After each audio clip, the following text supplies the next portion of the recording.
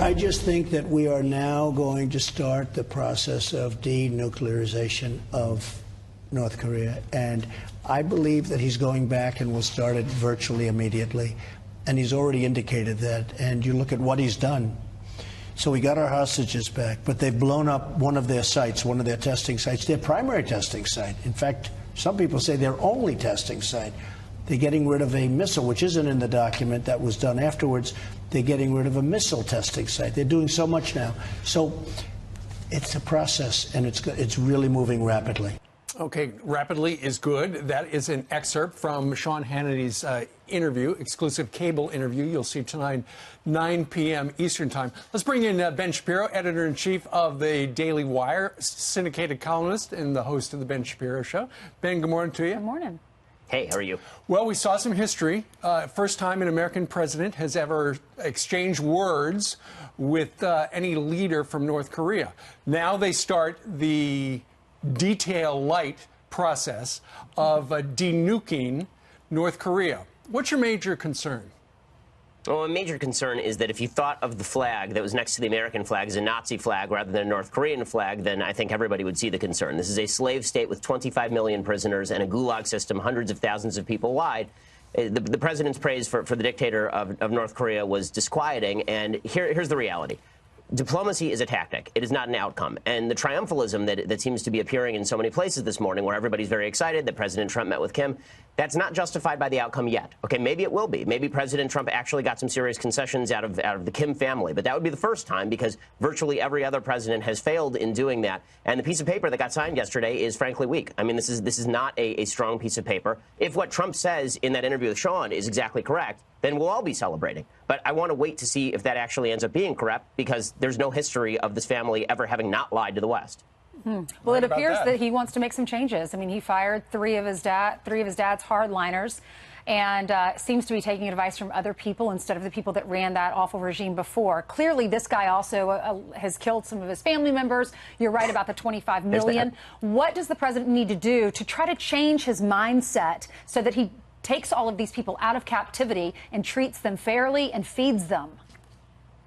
Frankly, I think the best thing the president has done thus far has been all of the strength leading up to this particular summit, not the actual summit itself. I think that when President Trump was demonstrating full scale that he was willing to do whatever was necessary in order to denuclearize the peninsula and to ensure that North Korea eventually transitions into a place that is more friendly to human rights, that's a lot better than going there and patting Kim Jong-Un on the back. I don't understand, frankly, why we would have a summit like this from the President of the United States shaking hands and giving a thumbs up to a dictator when the president, we are the greatest country in the history of the world. This is the freest country in the history of the world. And putting the flag of the freest country in the history of the world next to the flag of an evil dictatorship and then praising that guy, we didn't have to do this. The guy's a tin pot dictator, and treating him as though he's an equal world leader seems to me counterproductive. But listen, I could be wrong. President Trump's proved me wrong before, and I'll be happy to admit that I'm wrong on your air as soon as all of the things that President Trump promises actually come to pass. The tradition is you go ahead and you have all your Secretary of State and people, the Undersecretary of State, work out this deal. And when you actually show up, you got a huge book, and they open it up and they sign it. It's the last day. This president is doing everything different from day one. I don't think I have to explain that to his biggest fan or his biggest critic. So the one thing he's doing different is we're going to break the ice of 70 years. We're going to start with a meeting and work our way backwards. So I think a lot of this is faith-based, right? A lot of this is faith-based. If President Obama had done this, I would be crushing him today. President Trump has done this, and we're going to have to see how it comes out in the wash, because the fact is that President Trump has not been as weak in negotiation, not nearly as weak in negotiation as President Obama was. So the outcome is going to determine whether this was a historic turning point or whether this was a debacle. Well, he was asked during his press conference a question regarding, what if they don't really, you can't verify, they might cheat, stuff like that. What are you going to do? And he said, I'm not going to talk about that right now. He said, I am willing to do anything to save the lives of 30 million people. So his heart is in the right place. But you're right. The verification thing is still a vast gray area that we do not know how that's going to work. Exactly. And my feeling here is that, again, the president could have said all of these things without necessarily going and being so kind to Kim himself. But maybe the president is right. It's possible. He always obviously bases these sorts of negotiations on personal relationships. He feels that he's forged a good personal relationship with Kim Jong-Un. Again, I'm deeply skeptical that Kim Jong-Un and President Trump are going to be besties and that this is going to suddenly change the world. But I'm happy to be proved wrong. Like, for the 1000th time with President Trump, I'm happy to be proved wrong, but I can't be super optimistic in seeing what I'm seeing when the president is praising on stage a guy who is as evil as this guy. Ben, what do you think really happened to Otto Warmbier? You know, the president said he didn't die in vain, that we wouldn't be at this place if the world had not seen what happened to Otto. What do you think really happened to him?